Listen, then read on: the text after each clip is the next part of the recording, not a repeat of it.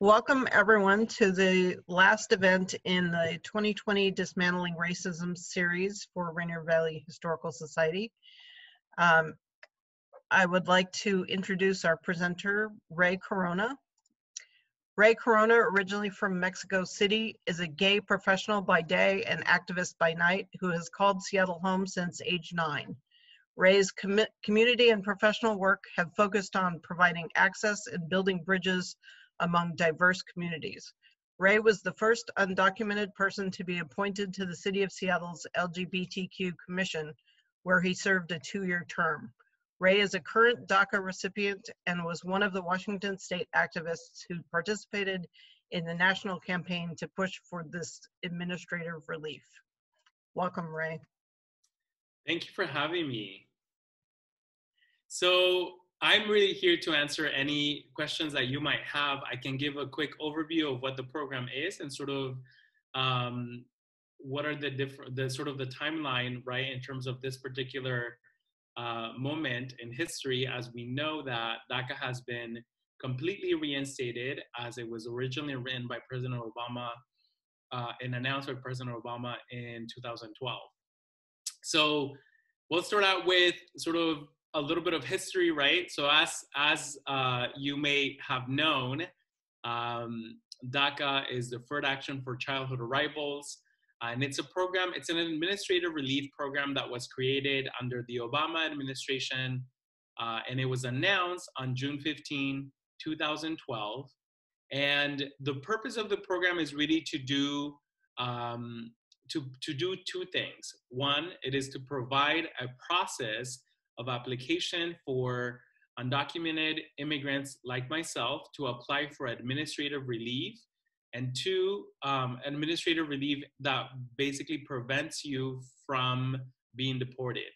And then the second thing that it does, it provides DACA recipients, right, awardees of the program with a work permit that is valid for 2 years. And so the details in order to qualify for the program are a number of different ones, including there is time-specific guidelines and requirements as to when you had to have been in the U.S., basically when did you arrive to the U.S. originally, what age you are currently at the time of the process of application. And then of course, right, there's a requirement of having no significant misdemeanors or any felonies at all. So we know that there's an extraneous background check that is done on all DACA recipients by the Department of Homeland Security. And so we know that most of the people who are DACA recipients have lived in the US for longer than 10 years, right? That was when it was announced. As of today, probably, right, like almost 20 years. And many of which, right, have family ties to the US, right? Whether that means their family lives here or whether that means they have created family here, right? Many DACA recipients themselves, like myself, are getting close to our 30 years of age, right? So as you can imagine, in terms of a timeline of just your livelihood, right, and your life in general, right? Many of us are workers, our family members, right, have our own kids, all sorts of different type of family situations. And so that's a little bit about the program. The program was announced on June 15, 2012. And the program began taking applications the November of 2012. And so I was one of the people who decided to apply for the program early on. And we know that the program had been challenged by the Trump administration the moment that he was sort of the contender for the Republican Party. And then, of course, once he got into office, he completely tried to dismantle the program so that this type of administrative relief wouldn't be able to be provided to people like myself. There is close to there's approximately 800,000 DACA recipients across the country And here in Washington State, there's probably about 200,000. That's not true. Let me get the facts straight. There's close to, actually don't have the number of how many DACA recipients are in Washington State. But there is a significant number of DACA recipients in a lot of urban areas, right, including Seattle, and the sort of this general metropolitan area. So we know that this program has worked, and personally how it has impacted my life, right? At the time of 2012, when the program was announced, I was in my last year of college. And shortly after that, I was able to graduate from the University of Washington. And then I ended up, right, being able to utilize my degree and get a job, right, like everybody else, and really began to be an active member of society in a more in a more complete way, right? And I should say that while there is a number of people, right, there's another 11 million people, undocumented people who live in the U.S., and they are also part of our society, and they are also contributing into our society. However, right, many of them do not have a legal work permit, right, to be able to do so. And so as we talk about DACA and we think about sort of what is next, I really want us to get to, for everybody that's part of this panel, to really understand that DACA, while definitely has been an impactful program for people like myself, it is just the beginning and not the end. I would definitely like to see a permanent pathway to citizenship for people like myself who are DACA recipients, and then of course for the rest of the 11 million undocumented people who have been living in this country for a very long time, undocumented. I myself, prior to being a DACA recipient, have been living in the country for up to today, it would be basically 20 years. And at that point, it would have been about 12 years. So as you can imagine, many of these 11 million undocumented people have built their complete lives here in the US. And, they own businesses. They've started jobs. We are your neighbors. We are the people that you go to school with. We are the people that you encounter, right, at the restaurants and the hotels. We are basically, very much the part of the fabric of the U.S. society as it is today. So I want to kind of stop there and take us into potentially seeing if we have any questions from the audience, and if not, I can kind of share a little bit about some of those pivotal moments that we have lived with DACA under the Trump administration that I think have been critical in terms of understanding sort of what led to the victory, right, of DACA, and of course this win within the courts, right? And we know the Trump administration over the last number of years, over the last 4 years, has done has attacked a number of different programs and a number of different marginalized communities. And so, of course, always scapegoating immigrants and people of color and LGBTQ people, but DACA has definitely been, has stood strong in front of the courts, and in terms of the type of outcomes that have come from the program, we know that they're all extremely positive.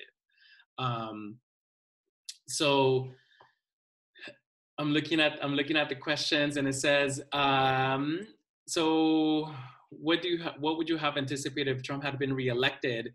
So I think for many of us who are undocumented, including DACA recipients, we know that, right, the victory of DACA and having this program came through our efforts, and it was really through all the activism that has been done across the country, including locally here in Washington. And so for us, I think the moment we knew under the Obama administration, right, that our community was under attack, and we knew that our community was being deported, right? And we know that President Obama deported over 2 million people, right? And so I think it's important to note that most undocumented immigrants do not care for party politics. And while we understand, right, that one particular party has done a lot more to possibly impact our lives than the other, we know that our communities, our immigrant communities, continue to be persecuted regardless of which political party is in office, right?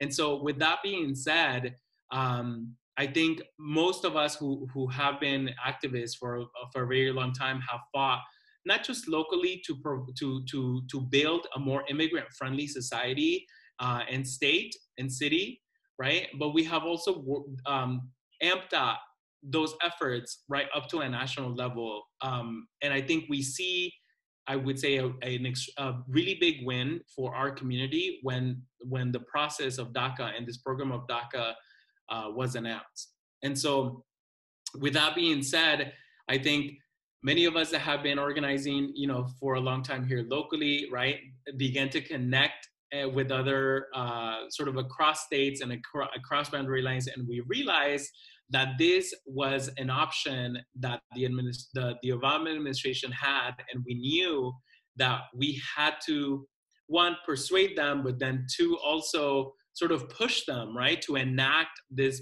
persecutory discretion, which is right, which is a discretionary action that is given by the president. And so we knew that we had to push President Obama on this. And the way in which we went about that was, you know, the way in which activists know best, which is exactly to reach out to all your friends and allies, and then of course, you know, try to work and try to persuade other people that might not necessarily be fully in your court at that time. And so many of us began to do that and continue to do that work today, and which is basically what led to, right, the efforts of President Obama announcing this program. And once it was announced, and once we knew that, you know, Trump was one of the lead contenders for this presidential campaign, and throughout his presidential campaign, we knew that if Trump was going to be elected, that our communities were going to have to organize 10 times as much, right? Because we had just lived through probably the biggest, actually not probably, but the biggest presidential administration that has deported the most number of people under President Obama. We knew that with Trump, that was gonna be amplified times 100. And so we knew that we needed to get to work. We knew that we needed to continue organizing our community and organizing safeguards, right, locally and in our states. And then, of course, right, try to work with national partners and national organizations to build the immigrant-friendly community and a community where everybody can live. And so I think that was one of the most visible, acts of solidarity that we were able to have, not just as an immigrant rights movement, but we also began to build, of course, with cross movements, right, with the LGBTQ community, with the Black community, because, right, an immigration issue is part of this idea of mass incarceration and part of, right, police brutality as well. And so we are highly aware of those things. And we know that we need to work across movement lines to be able to move us forward to a goal, which is, right, a pathway to citizenship for 11 million. And we know that obviously the work also does not stop there. Looking at the comments, anti-immigrant sentiments that have been very visible and problematic over the last couple of years, countering that sort of with pro-immigrant activism and push towards creating path to citizenship. Yes, I think one of the things that we can see throughout these last 4 years of the Trump administration, right, since we knew not just activists, but of course, right, I think we saw that in Congress as well. We saw that there was not going to be a lot of movement nationally, right, in terms of being able to be effective in organizing national efforts. But we knew that we had to bring those battles back home, right, into our cities, into our counties, into our states, and we knew that we needed to get to work with local electeds to provide safeguards and programs and solutions that were geared towards those particular communities. And I think the city of Seattle has done an incredible job. I also want to, to call attention to what has been done in rural communities. For example, in Yakima, right? In places like Yakima, where there was a shift of power from a more conservative city council to a more progressive city council. And of course, right, we know that every community and the battles within it look very different, right? So while the city of Seattle could be providing potentially a financial relief for families today, right, in other places, there is just a process and a need for us to elect more progressive leaders, right, and leaders that are that will be responsible not just to the community that they lived in, but also, right, responsive to the needs of immigrants who are within that community as well. So, so I think we have seen definitely a lot of local fights that have happened in our state, and of course, a lot of lawsuits, right, that have taken place that have been led by the incredible work of the Attorney General Ferguson, and of course, in collaboration with many other Attorney Generals across the country. Hence why, right, the Trump administration keeps losing in court. And I think, as many of you have seen in the news, right, we don't have to get too specific about really the nonsense, right, that we have seen from this administration, and it's laughable. But it's also, right, things that are deeply impacting our communities, and I think changing the perspective of all American people, right, that live that live here, in terms of what can be done and what is most effective for communities. So, I think most of us, undocumented immigrants and U.S. citizens alike, just want to be able to, right, live peacefully and be able to contribute to a society that functions for everyone. And so, so I think I'll stop there for a second and actually take another question from the chat. I think in terms of does the majority of the public understand what DACA is? No. I would say there's a really big misconception about what the program actually is and what it does. And I think there has been a little bit of confusion added, right? Because some of the local policies, and including in Washington State, for example, right, that have some of the names of policies and sort of solutions that have been offered by, to state legislatures, have had some sort of component that's kind of related to DACA or similar to or connected to, right? And so I think that has kind of added to the confusion.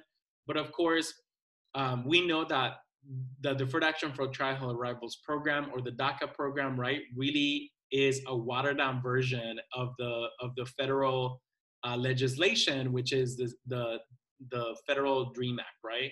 And so we know that this is a piece of legislation that has been introduced to Congress many times, right, by both the House and the Senate, and it just has been something that has not passed, right, over the last over 10 years. And so, and I think, again, I think that's a clear reflection of, it does not matter who's in office or who holds the majority. The fact that we cannot pass a simple piece of legislation such as the DREAM Act, I think really goes to show the position of, and it really highlights, right, this idea of party politics, and either how helpful they are to everybody in the country, or how helpful they are not. And so, so I think, with that being said, there has been, I think dreamers and DACA recipients, right, have won the hearts of the public, of the American public. I think most people have learned about dreamers and about undocumented immigrants, right, through the lens of DACA recipients and through the lens of dreamers themselves. And I think they have become more sympathetic, right? And more empathetic with immigrant communities as a whole because of it. And so I think the DACA recipients play an incredible role in terms of doing that. And I hope that, we continue, I hope that as people, empathize with my story, and with me in general, right? As a contributing member of this society, I hope that they also extend that courtesy, right, to my dad, to my sisters, right, to other people, to other undocumented immigrants, right, who are in the same situation and who are doing the exact same things.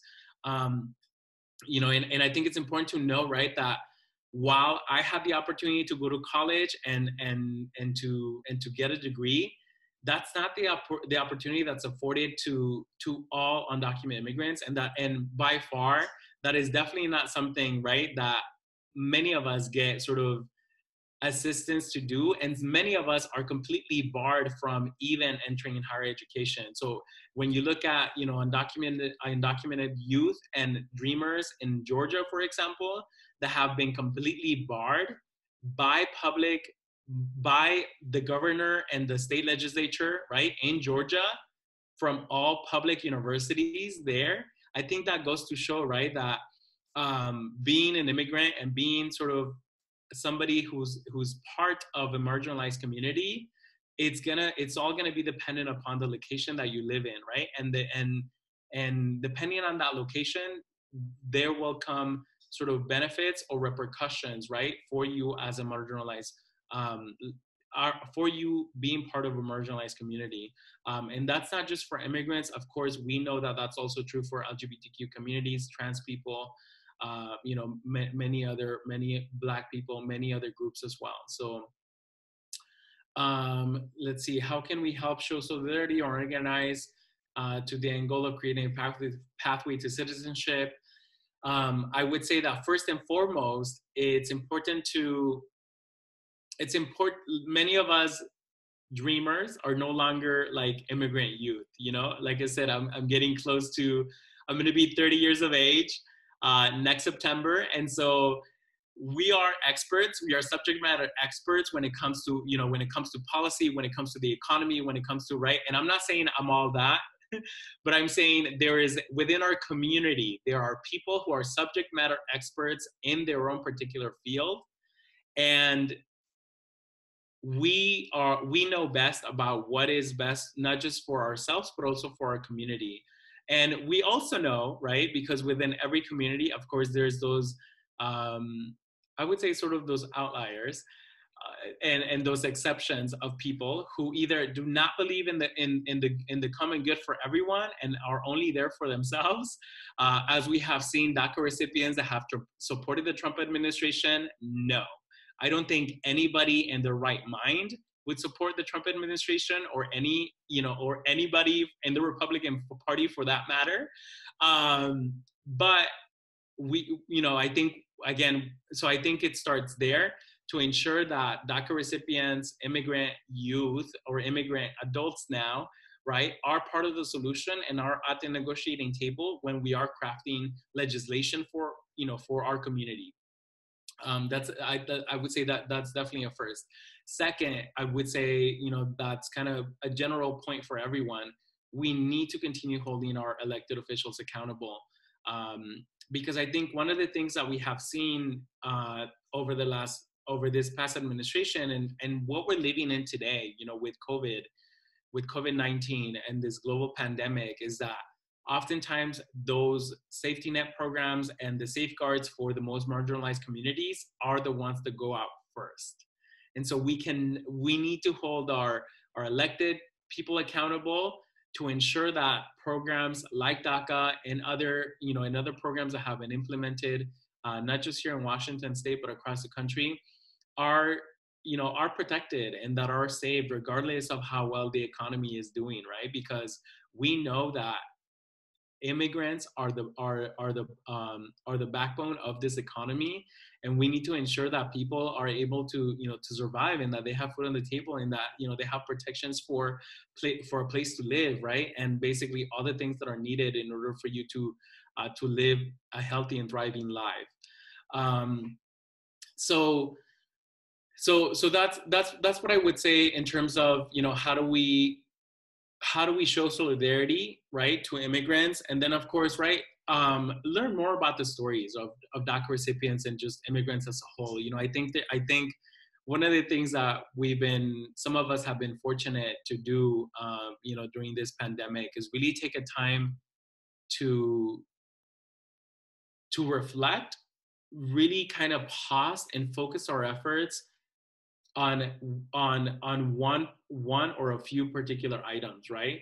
I think prior to the pandemic, most of us, including myself, were really busy and lived really hectic lives in terms of sort of, you know, being bombarded with information and being bombarded with a bunch of different topics, and wanting to take on so much.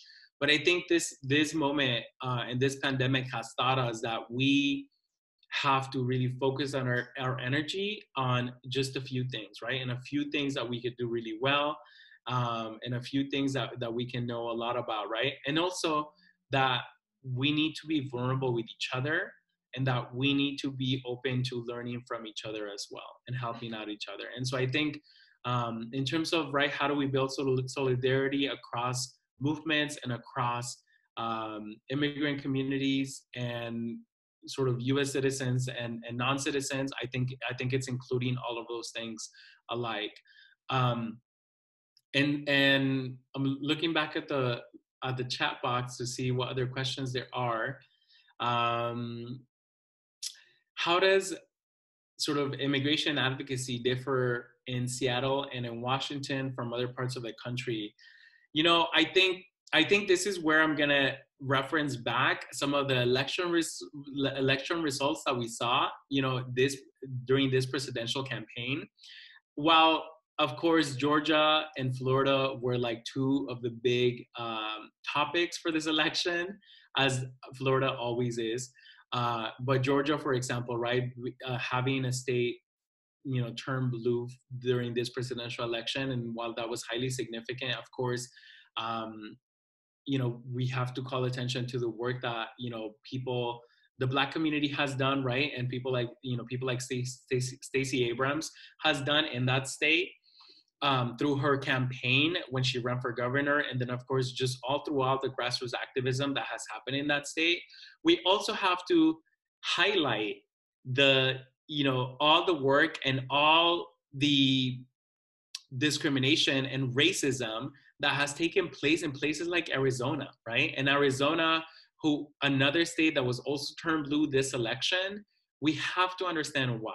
And we have to really look back at the history and look back at the last 10 years, 15 years, if not more, of what has happened in Arizona, right?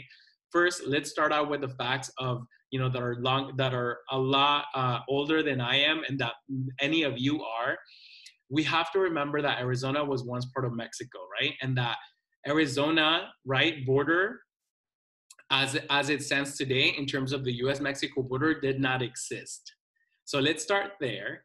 And then let's fast forward, right, to really understanding and recognizing that, you know, that Arizona has a really high concentration of Mexican immigrants, right, due to its history of being part of Mexico and all of that good stuff.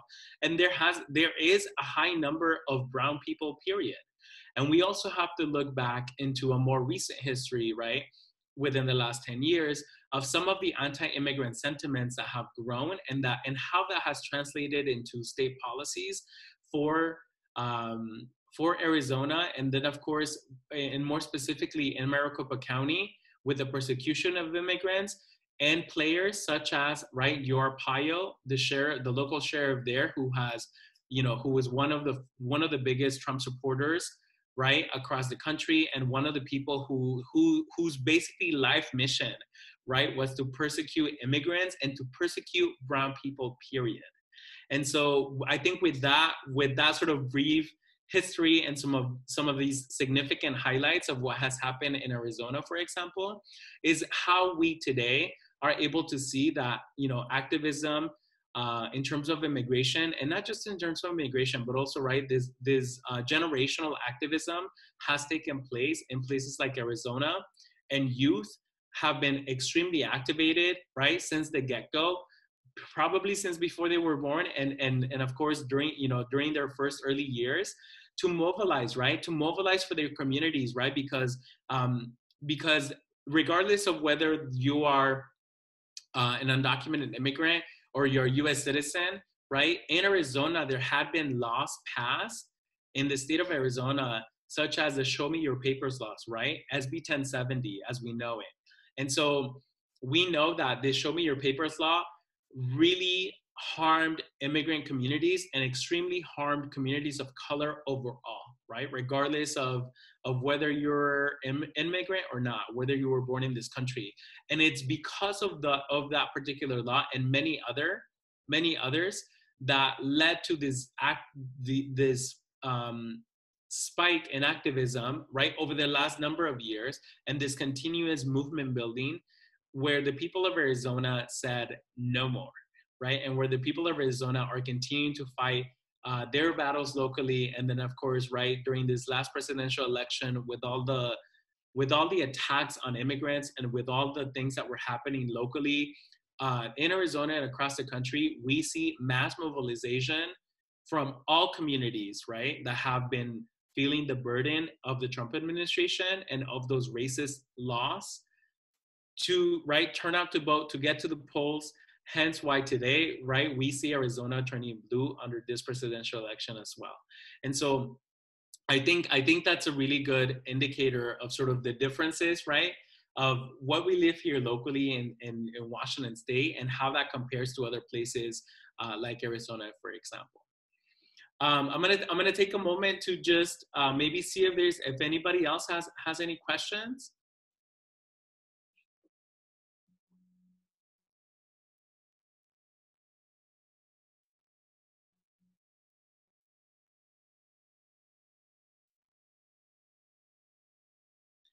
And if not, I can definitely share a little bit more about how DACA has personally impacted my life and what are some of the things, you know, that I have done. Because I realize that sometimes I do not feel as vulnerable to share, you know, my own particular story. And so I should say, you know, I came to the U.S. at the age of 9, and you know, I'm 29 today, so I've been living in this country undocumented, and now, right, with the protection of DACA for over 20 years. And so it has been definitely a long journey. And when, as I mentioned before, I had the opportunity to go to college here in Washington State due to the activism of many people, right, that sort of paved the way and paved for some of the simple, right, yet sometimes controversial laws, right, that some people would say that they're controversial, to allow for me to go to college, right, to allow for me to actually pay the same rate as everybody else, to allow for me to get a scholarship, right, to allow for me to just like simply exist here. And so, and I say that just because that's a little bit of my story. I went to college. I went to college and paid for my schooling with scholarships that were extremely hard to find and to get. And shortly after that, again, during the last year of my college journey was when DACA was announced. And so it is really thanks to that I was able to start a job and a career as a young professional.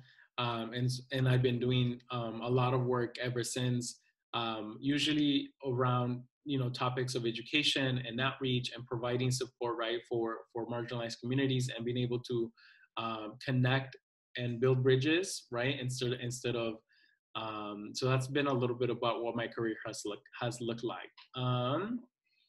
Let's see, there's a couple things in the chat box.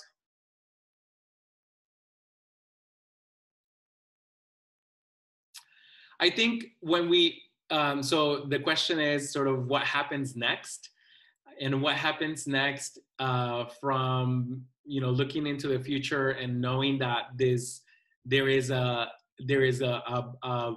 Biden and Harris administration, which I think we're all definitely excited for, you know, and it's a good, very much needed break from this, I would say, abusive relationship that we've had with this administration, and these continuous attacks on all fronts, right? For all communities, for all kinds of, I would say, for people just being people and wanting to live and exist, and not, and for people standing up for people and not for corporations or for greed of Wall Street, and and everything else that has happened. So I think with the Biden and Harris administration, we can,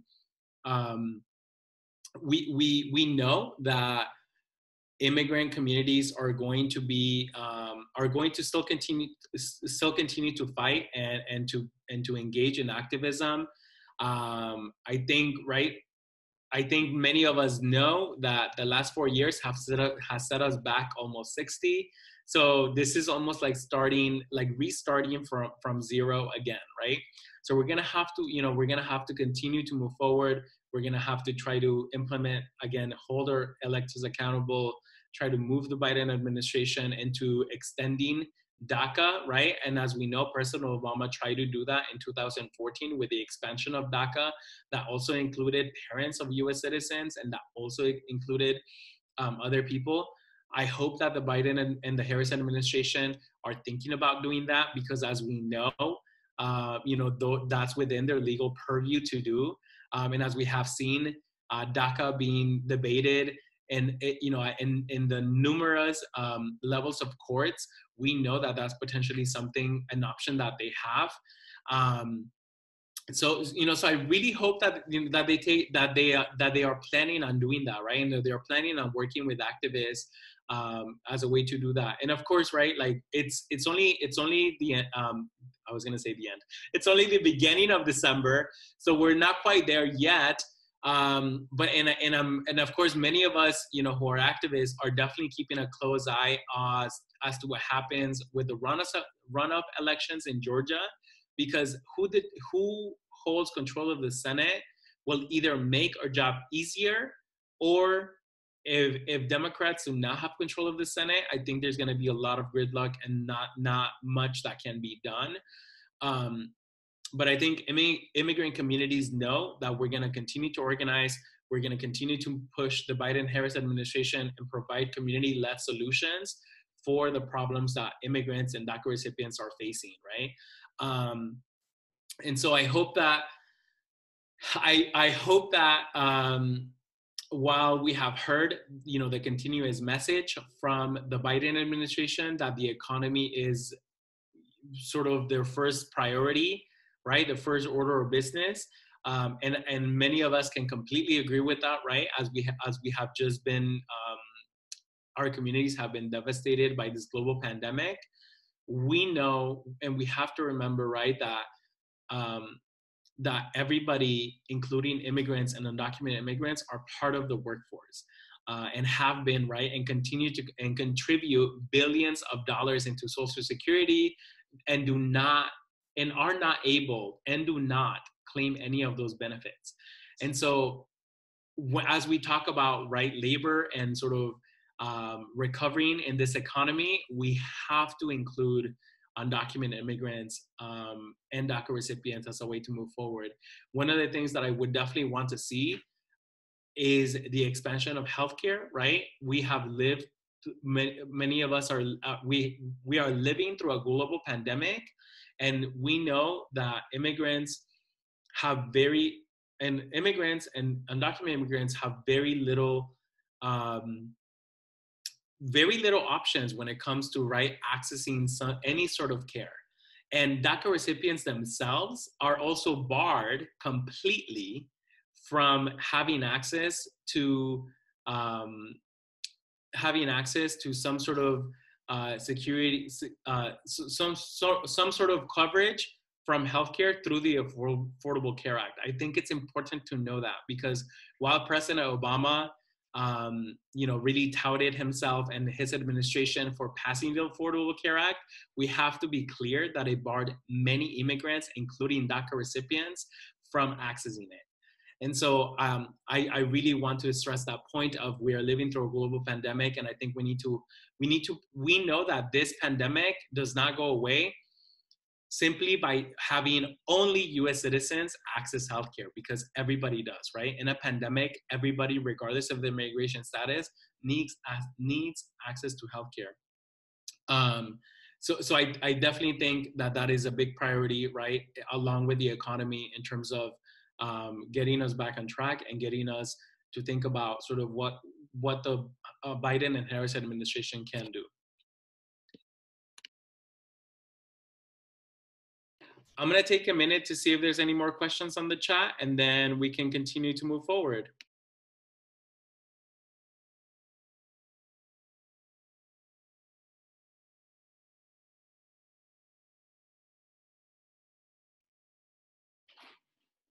So let's see. So we know that, right, creating a pathway to citizenship can only be done by Congress. And so I hope that, you know, like I said, we can really win the Senate. And I hope that the runoff elections in Georgia really turn into our favor. But as we continue to work, you know, I think we're going to have to work with Republicans on this as well. We know there is a number of Republicans that are sympathetic, right, towards immigrants, and I think we definitely are going to have to seek out some of those votes in terms of passing any sort of legislation for DACA recipients, for young people, for immigrants as a whole. In terms of what the best pathway forward is, that's really my goal. Is our goal for immigrant communities is to get citizenship for all the 11 million. Now we know that Congress does not work in that way, and we know that we're gonna have to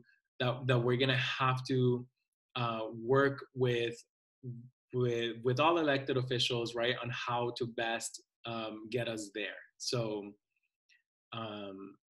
yeah, so I think that's a fight that I think will take us another 10 years, if not more, sadly. Are there a lot of people who qualify for DACA? So it was estimated that close to 1.2 million youth back then qualified for DACA. Again, I think that has changed, because in order to qualify for DACA, you have to be at least 15 years of age. And so I think there was some young people that were not 15 years of age at that time, and that might be, you know, it's been 8 years since the program has started, right? And as we know, the program as of today can begin to take new applicants into the program. And so there might be a lot of young people that are aging into the program, but also a lot of young people, a lot of older people that are aging out, because you have to be 15 years of age, you also have to be under the age of 31, right? To be able to apply for the first time. And so there has been a number of people over this last number of years that have been barred or that will not qualify for the program just due to the simple fact that they have aged out of it. But for people like myself who entered into the program and have continued to renewed, you know, even after I turned 31, which I hope, you know, it doesn't really take another 2 years for me to become a U.S. A U.S. resident, a permanent U.S. resident. I will have the ability to continue to apply, since I got into the program before I turned 31.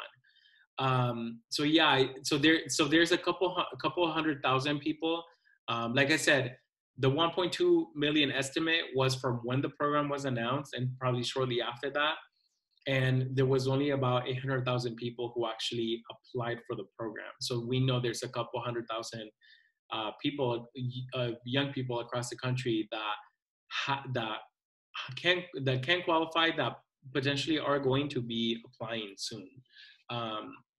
And I definitely, you know, if any DACA recipients are watching this, of course, or any people who qualify for DACA are watching this, yeah, I think one other important thing for you all to remember is that, right, applying for this process is expensive. It's $495.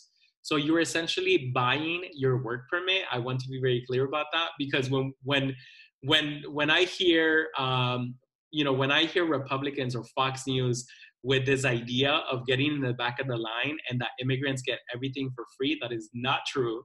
And we are clearly paying for just having the ability to work, which is this work authorization permit, which is $495. And so, so with that being said, I think one of the things as to how you can show solidarity is if you see somebody, I think, we are living in a very strenuous economy currently with this pandemic. And I think, there's a ton of people that are out of work, and there's gonna, right now with this opportunity for having the application for DACA open and for the program to be accepting completely new applicants as well who meet the criteria to qualify for the program. I think we're gonna see a little bit of an influx of people who want to apply for the program but potentially can't, right, due to financial stress and financial burden from this pandemic. And I think as we have seen over the last number of years, families have a really hard choice to make, right? Especially right now.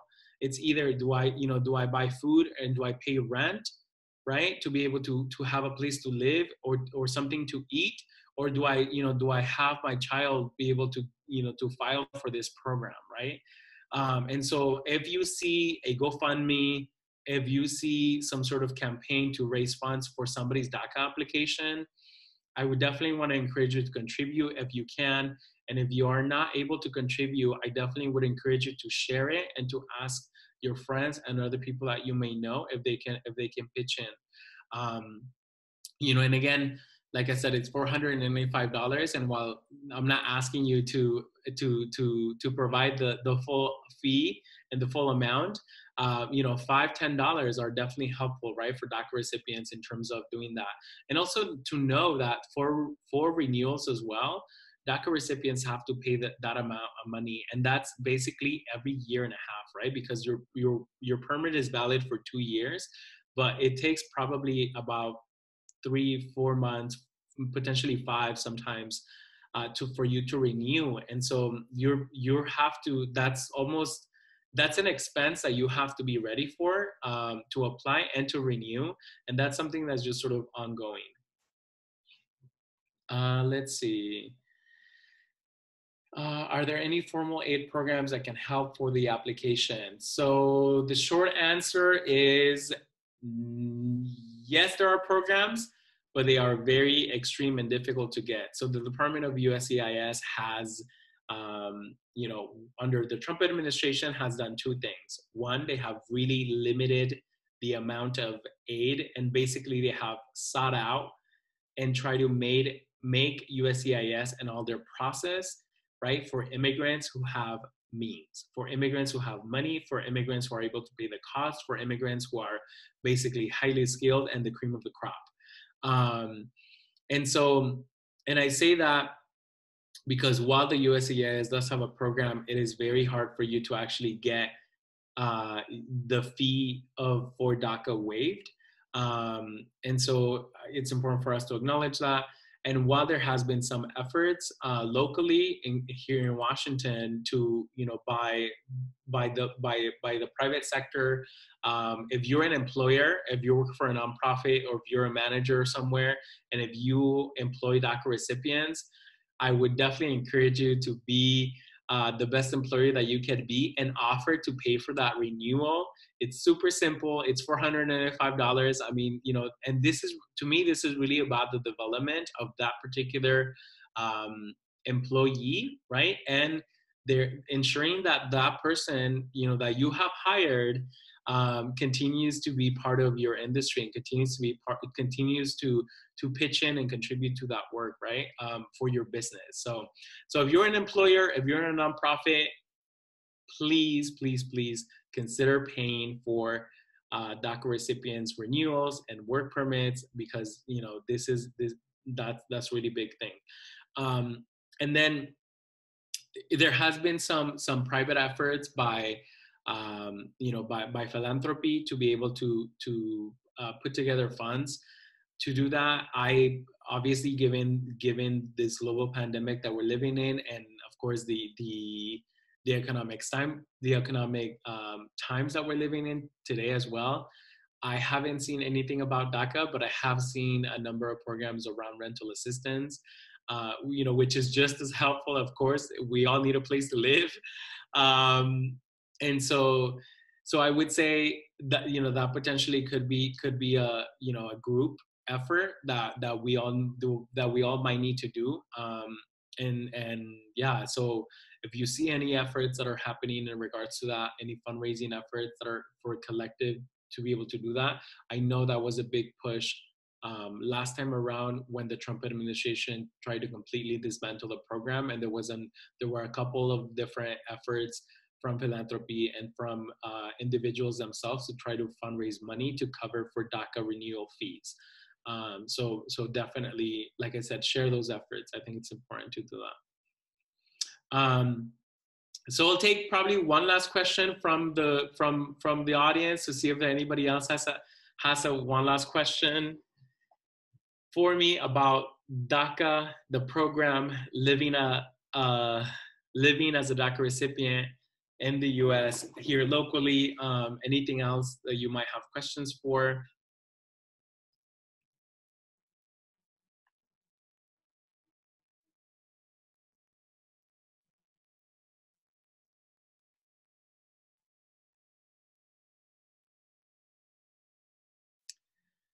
Okay, so I don't see anything coming into the chat box. So I think those were all the questions. I hope that you all enjoy the presentation. I hope that we can continue to work together in solidarity with all communities, right? Of course, with immigrant communities, including those that are undocumented. I hope that as we move forward to pushing policies that we all can have a mindset of growth and of I'm escaping the word. Totally escaping the word right now. A mindset of growth and of not a deficit mindset, right? I think sometimes we think about we think about immigration as to who is deserving and why are they deserving, right? And I think, as I've just mentioned before, I think one of the things that COVID and this global pandemic has taught us is that everybody is deserving. We're all just trying to survive. And basically, right, the I don't want to say the enemy, but the challenge, right, is not immigrants themselves. Like, we are not taking your jobs, right? It is the greed of Wall Street, and is the greed of employers, right, who continue to profit off the backs of immigrants, who are the problem. And so I want to thank everybody for listening to this session, and I hope that you'll continue to have those fruitful conversations, as a group and as an organization, and with your families as well. Thank you so much. Thank you so much for sharing your personal experience and so much insight into the program itself. And thank you to everyone who attended. And there's a lot to digest and think about, and a lot of actionable ways that you can help this program to do better. Thank you so much, everyone.